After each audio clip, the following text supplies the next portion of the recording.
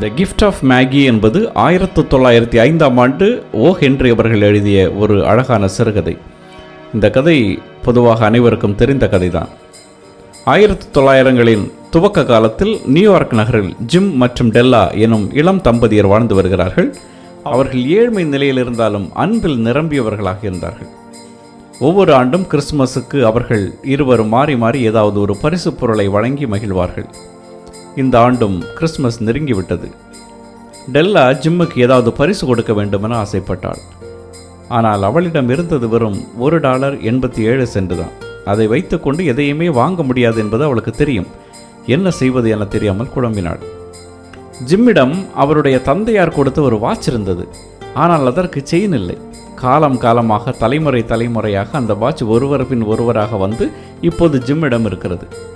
இது உணர்வுடன் கலந்த ஒரு வாட்ச் என்று சொல்லலாம். ஆனால் அதில் செயின் இல்லாததுனால ஜிம்மால் அதை பயன்படுத்த முடியவில்லை. எப்படியாவது அந்த வாட்சுக்கு ஒரு செயின் வாங்க வேண்டும் என டெல்லா நினைத்தாள். கடைசியில் கண்ணாடியில் நின்று யோசித்த அவளுக்கு அவளுடைய தலைமுடி ஒரு ஐடியாவை கொடுத்தது. முடியை வெட்டி விற்கலாம் என நினைத்தாள். ஜிம்முக்கு ரொம்ப பிடித்தமான தனது முடி, ஜிம்முக்காக இழப்போம் என நினைத்தாள். ஒரு சலூனில் சென்று தன்னுடைய அழகிய கூந்தலை வெட்டி அதை விற்றாள். $20 கிடைத்தது. அதை வைத்து ஒரு அழகான செயின் வாங்கி கொண்டு வீட்டுக்கு வந்தாள். ஜிம்முக்கு அழைக்க ஒரு சரியான பரிசு கிடைத்ததற்காக அவள் மகிழ்ந்தாள். கிறிஸ்துமஸ் நாளும் வந்தது. டெல்லா ஜிம்மின் வருகைக்காக காத்திருந்தாள். அழகிய உணவுகளை தயாரித்து ஒருவித பதட்டத்துடன் அவள் இருந்தாள். தன்னுடைய கூந்தல் வெட்டப்பட்டதை அறிந்தால் டெல்லா வருந்துவானோ எனும் கவலை அவளிடம் இருந்தது. ஆனாலும் ஜிம் அந்த செயினை பார்த்தால் நிச்சயம் மகிழ்வான் என அவள் நம்பினாள். கிறிஸ்துமஸ் தினத்தில் இருவரும் மாறி மாறி பரிசுகளை பரிமாறிக்கொண்டார்கள். ஜிம் தன்னுடைய பரிசை திறந்து பார்த்தான். வாட்சுக்கு ஒரு அழகான செயின் இருந்தது. அதிர்ந்து போனான். பெல்லா தனக்கான பரிசை திறந்து பார்த்தால் திடுக்கிட்டாள். அதில் கூந்தலை வாருகின்ற ஒரு அழகான சீப்பு இருந்தது. ஜிம் தன்னுடைய வாட்சை விற்று ஒரு அழகான சீப்பை வாங்கியிருந்தான்.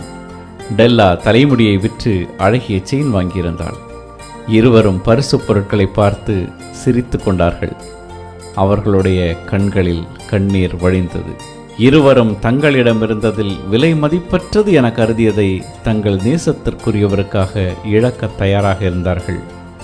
அங்கே கிறிஸ்துமஸ் அர்த்தம் பெற்றது. உண்மையான அன்பு என்பது அடுத்தவரை மகிழ்ச்சிப்படுத்த வேண்டும் என நினைப்பது. தன்னிடம் இருக்கும் விலை உயர்ந்த பொருளையும் பிறருக்காக இழக்க தயாராக இருப்பது.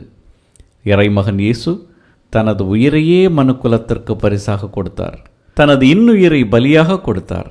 அந்த மேலான அன்பு நம்மிடம் இருந்தால் நாமும் நம்மிடம் இருக்கும் உயர்ந்தவற்றையும், ஏன் உயிரையுமே கூட பிறருக்காக இழக்க தயாராக இருப்போம்.